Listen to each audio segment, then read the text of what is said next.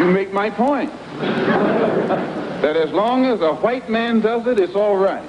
A black man is supposed to have no feelings.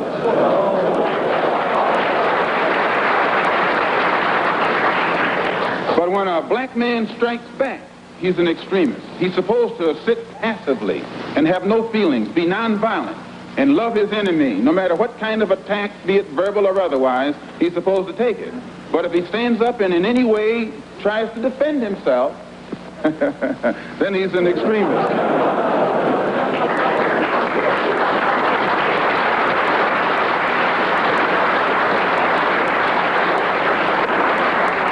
No, I think that the speaker who preceded me is getting exactly what he asked for.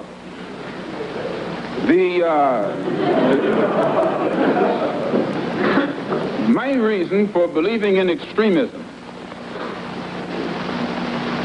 intelligently directed extremism, extremism in defense of liberty, extremism in quest of justice, is because I firmly believe in my heart that the day that the black man takes an uncompromising step and realizes that he's within his rights, when his own freedom is being jeopardized, to use any means necessary to bring about his freedom or put a halt to that injustice, I don't think he'll be by himself. I live in America where there are only 22 million blacks against probably 160 million whites. One of the reasons that I'm in no way reluctant or hesitant to do whatever is necessary to see that black people do something to protect themselves, I honestly believe that the day that they do, many whites will have more respect for them, and that there will be more whites on their side than are now on their side with these little wishy-washy love thy enemy approach that they've been using up to now. And if I'm wrong, then you're a racialist.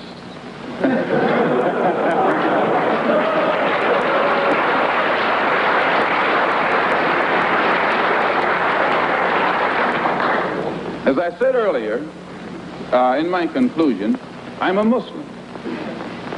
I believe in the religion of Islam. I believe in Allah. I believe in Muhammad. I believe in all of the prophets.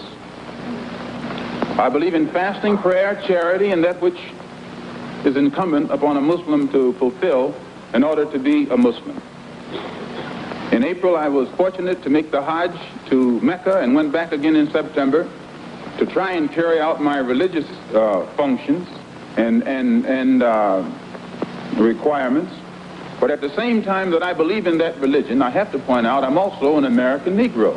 And I live in a society whose social system is based upon the castration of the black man, whose political system is based on castration of the black man, and whose economy is based upon the castration of the black man. A society which in 1964 has more subtle, deceptive, deceitful methods to make the rest of the world think that it's cleaning up its house, while at the same time the same things are happening to us in 1964 that happened in 1954, 1924, and in 1984. They came up with what they call a civil rights bill in 1964, supposedly to solve our problem, and after the bill was signed, 3 civil rights workers were murdered in cold blood. And the FBI head, Hoover, admits that they know who did it. They've known ever since it happened, and they've done nothing about it. Civil rights bill down the drain. No matter how many bills pass, black people in that country, where I'm from, still our lives are not worth 2 cents. And the government has shown its inability, or either its unwillingness, to do whatever is necessary to protect life and property where the black American is concerned. So my contention is that whenever a people come to the conclusion that the government which they have supported proves itself unwilling or proves itself unable to protect our lives and protect our property because we have the wrong color skin, we are not human beings unless we ourselves band together and do whatever, however, whenever is necessary to see that our lives and our property is protected. And I doubt that any person in here would refuse to do the same thing were he in the same position, or I should say were he in the same condition.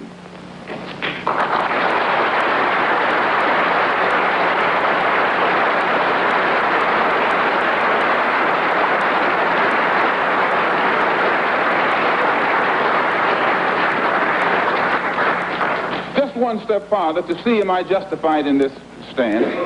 And I say, I'm speaking as a black man from America, which is a racist society. No matter how much you hear it talk about democracy, it's as racist as South Africa, or as racist as Portugal, or as racist as any other racialist society on this earth. The only difference between it and South Africa preaches separation and practices separation. America preaches integration and practices segregation. This is the only difference. They don't practice what they preach. Whereas South Africa preaches and practices the same thing. I have more respect for a man who lets me know where he stands, even if he's wrong, than the one who comes up like an angel and is nothing but a devil.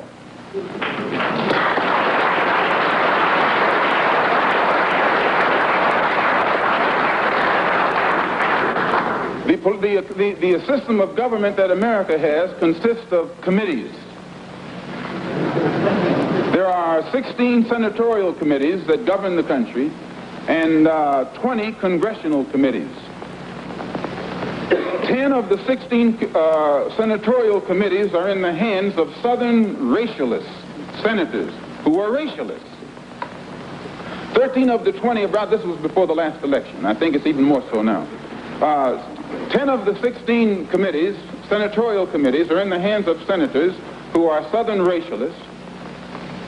13 of the 20 congressional committees were in the hands of Southern congressmen who are racialists, which means out of the 36 committees that govern the foreign and domestic direction of that government, 23 are in the hands of Southern racialists, men who in no way believe in the equality of man, and men who do anything within their power to see that the black man never gets to the same seat or to the same level that they are on. The reason that these men from that area have that type of power is because America has a seniority system. And these who have that seniority have been there longer than anyone else because the black people in the areas where they live can't vote. And it is only because the black man is deprived of his vote that puts these men in positions of power that gives them such influence in the government beyond their actual intellectual or political ability, or even beyond the number of people from the areas that they represent. So we can see in that country that no matter what the federal government professes to be doing, the power of the federal government lies in these committees. And any time a black man or any kind of legislation is proposed to benefit the black man or give the black man his just due, we find that it's locked up in these committees right here. And when they let something through the committee, usually it is so chopped up and fixed up that by the time it becomes law, it's a law that can't be enforced. Well, another example is the Supreme Court desegregation decision that was handed down in 1954. This is a law. And this law, they have not been able to implement this law in New York City or in Boston or in Cleveland or Chicago or the northern cities.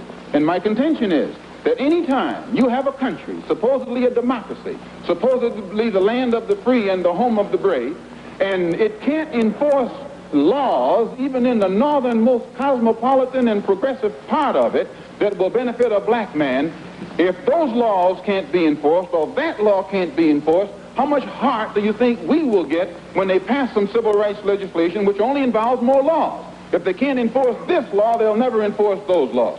So my contention is that we are faced with a racialistic society, a society in which they are deceitful, deceptive, and the only way we can bring about a change is to talk the kind of language, speak the language that they understand. The racialist never understands a peaceful language. The racialist never understands the nonviolent language. The racialist, he's spoken his language to us for 400 years. We have been the victim of his brutality. We are the ones who face his dogs that tear the flesh from our limbs, only because we want to enforce the Supreme Court decision. We are the ones who have our skulls crushed, not by the Ku Klux Klan, but by policemen, only because we want to enforce what they call the Supreme Court decision. We are the ones upon whom water hoses are turned with pressure so hard that it rips the clothes from our backs. Not men, but the clothes from the backs of women and children. You've seen it yourself. Only because we want to enforce what they call the law. Well, anytime you live in a society supposedly based upon law, and it doesn't enforce its own law because the color of a man's skin happens to be wrong, then I say those people are justified to resort to any means necessary to bring about justice where the government can't give them justice.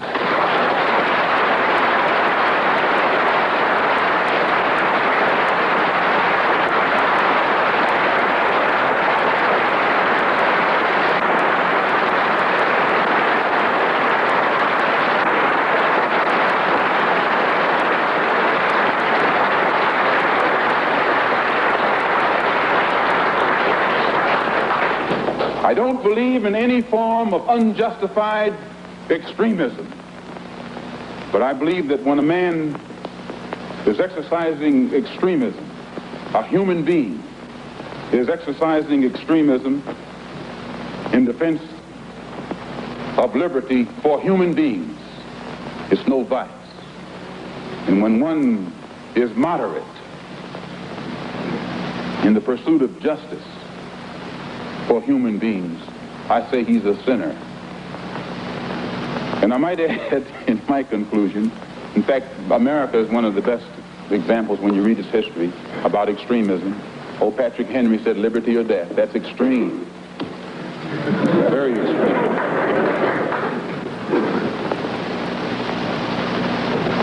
I read once, passingly, about a man named Shakespeare. I only read about him passingly, but I remember one thing he wrote that kind of moved me.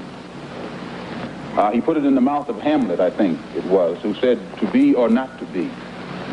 He was in doubt about something.